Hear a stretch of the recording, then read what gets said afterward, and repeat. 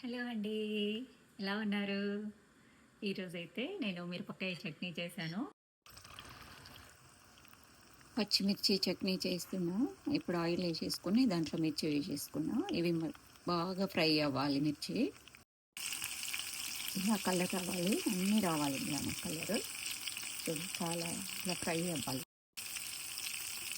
ఇలా ఫ్రై అవ్వాలన్నీ. ఎల్లిపాయలు వేసేసుకున్నాను,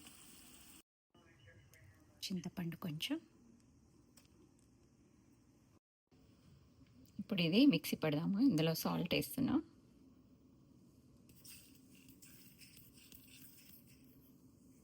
తక్కువైతే మళ్ళీ చూసుకొని.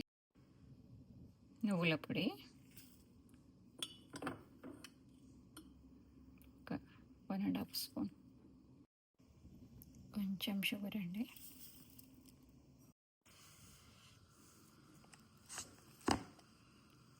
ఇదిగోండి ఇలా మిక్సీ పట్టేశాను.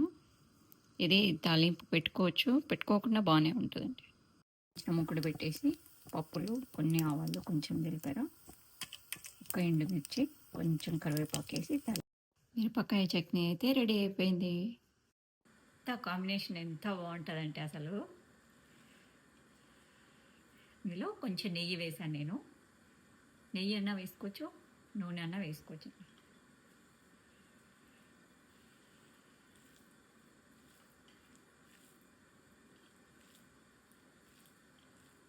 చపాతీ కూడా మొత్తం ఇట్లా చేసేసి రోల్ చేసుకొని తిన్నా చాలా బాగుంటుందండి టేస్ట్ అయితే.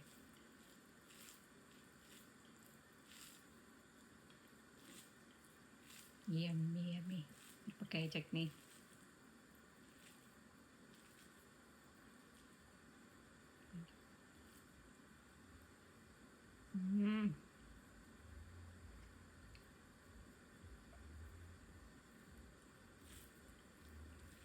బాగుందంటే టేస్ట్ అసలు.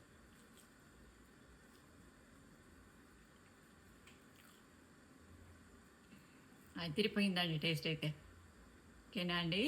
బాయ్ అండి.